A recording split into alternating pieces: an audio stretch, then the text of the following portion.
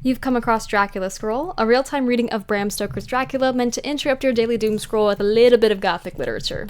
Read aloud to as if by an older cousin, there's going to be limited editing and mistakes included. Please see my pinned post for content warnings and disclaimers. 3rd of August, Mina Murray's journal. Another week gone and no news from Jonathan, not even to Mr. Hawkins, from whom I have heard. Oh, I do hope he's not ill. He surely would have written. I look at the last letter of his, but somehow it does not satisfy me. It does not read like him, and yet it is his writing. There is no mistake of that. Lucy has not walked much in her sleep in the last week, but there is an odd concentration about her which I do not understand. Even in her sleep she seems to be watching me. She tries the door, and finding it locked, goes about the room searching for a key. Log of the Demeter, Varna to Whitby. At midnight I went to relieve the men at the wheel, but when I got to it found no one there. The wind was steady, and as we ran before it, there was no yawing. I dared not leave it, so shouted for the mate. After a few seconds he rushed up on deck in his flannels. He looked wild-eyed and haggard, and I greatly feared his reason has given way. He came close to me and whispered hoarsely, with his mouth to my ear, saucy, as though fearing the very air might hear. "It is here. I know it now. On the watch last night I saw it, like a man, tall and thin and ghastly pale. He was in the bows and looking out. I crept behind it.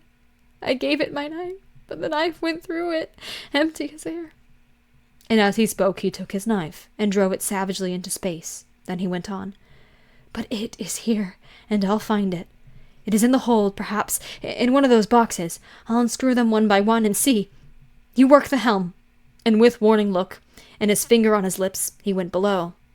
There was a springing up a choppy wind, and I could not leave the helm. I saw him come out on deck again, with a tool chest and a lantern, and go down the forward hatchway. He is mad, stark, raving mad, and it's no use my trying to stop him. He can't hurt those big boxes. They are invoiced as clay, and to pull them about is as harmless as a thing he can do. So here I stay, and mind the helm, and write these notes. I can only trust in God, and wait till the fog clears. Then, if I can't steer to any harbor with the wind that is, I shall cut down the sails and lie by and signal for help. It is nearly all over now, just as I was beginning to hope that the mate would come out calmer, for I heard him knocking away at something in the hold, and work is good for him.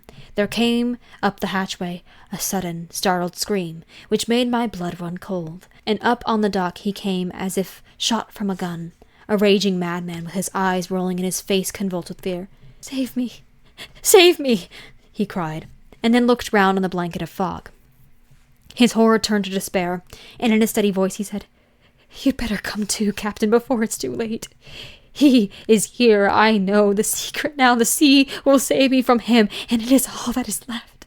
Before I could say a word or move forward to seize him, he sprang on the bulwark and deliberately threw himself on the sea. I suppose I know the secret too now. It was this madman who had got rid of the men one by one, and now he has followed them himself. God help me. How am I to account for all these horrors when I get to port? When I get to port? Will that ever be?